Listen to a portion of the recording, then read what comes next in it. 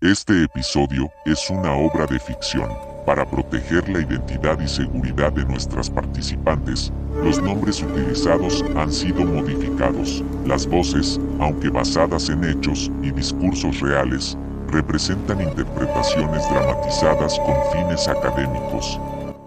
Estamos en el año 2033. La Pontificia Universidad Católica ya no existe, y la Decana de América, San Marcos, fue clausurada.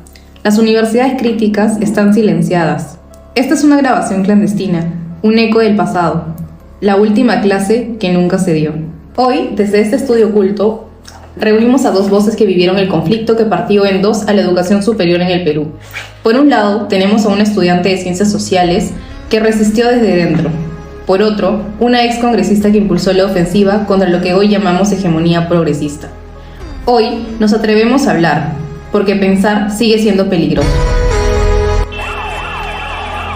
Porque no podemos permitir que el ser humano... Lo que pasa es que el enfoque de género es un enfoque antifamiliar.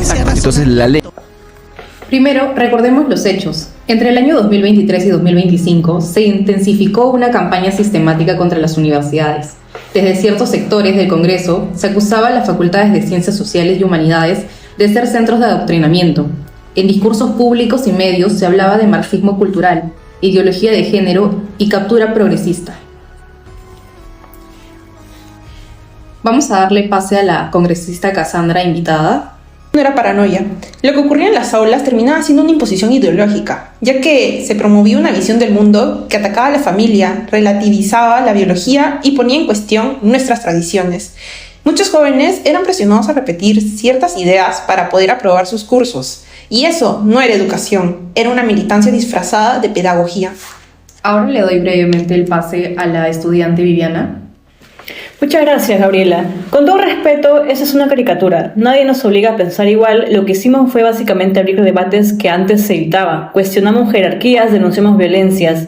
Leer a Butler, hablar de interseccionalidad no era adoctrinar, era entender la complejidad del mundo, estimada congresista. Como dijo Susan Neyman, la izquierda no debe huir de la razón, sino que debe usarla para defender la justicia. Pero en lugar de responder con más ideas, el Estado respondió con recortes y amenazas. Se eliminaron cursos de género y se difamó a docentes. La SUNEDU fue desmantelada y lo que alguna vez fue un debate se convirtió en una ofensiva. Y el día de hoy estamos viviendo las consecuencias. Vamos al núcleo del problema. Ex congresista, usted fue una de las impulsadoras de esa agenda. Hoy está al frente a alguien que fue señalada como adoctrinadora. ¿Lo sigue viendo igual? Permítame decirle, pero sí, ya que lo viví como madre, como ciudadana y también como legisladora. Vi cómo mis hijos eran ridiculizados en clase por pensar distinto. Vi también cómo ciertos discursos eran celebrados mientras otros eran tildados de fascistas. Como bien advierte la autora que ustedes han leído, Yascha Mounk, el problema no es la diversidad, sino cuando ésta se convierte en un dogma que impide el disenso. Y eso fue lo que quisimos frenar. Pero el disenso no es impunidad. El disenso no es negar derechos.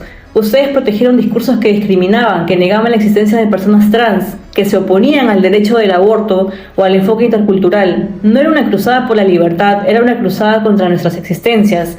Como bien dice Stefanoni, se vistió de rebeldía una agenda que profundamente era conservadora.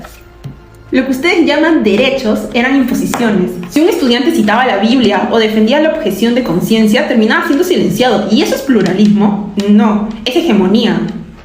No, eso es responsabilidad democrática, estimada. A un límite, existe un límite entre la libertad de expresión y el discurso de odio. Las universidades son espacios para formar ciudadanía crítica, no para validar la intolerancia que ustedes tienen. Y ustedes disfrazaron censura de defensa de la libertad.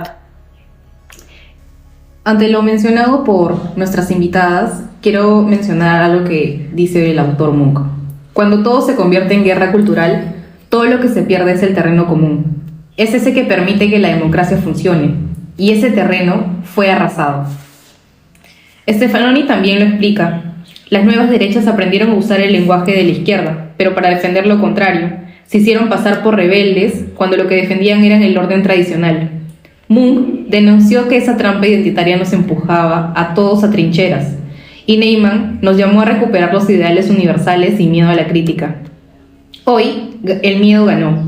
Se impuso la sospecha, se persiguió el pensamiento y la universidad dejó de ser un lugar para imaginar futuros.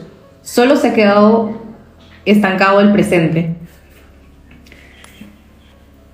Yo sigo creyendo que la universidad era el último espacio donde podíamos pensar en libertad, que no había que elegir entre la razón y justicia, entre el pluralismo y derechos. Nos quitaron los salones, pero ten en cuenta, estimada congresista y todo el público oyente, que no nos han quitado las ideas. Bueno, tal vez en el intento por rescatar ciertos valores, contribuimos a destruir otros. Hoy, realmente me pregunto si es que el precio ha sido demasiado alto.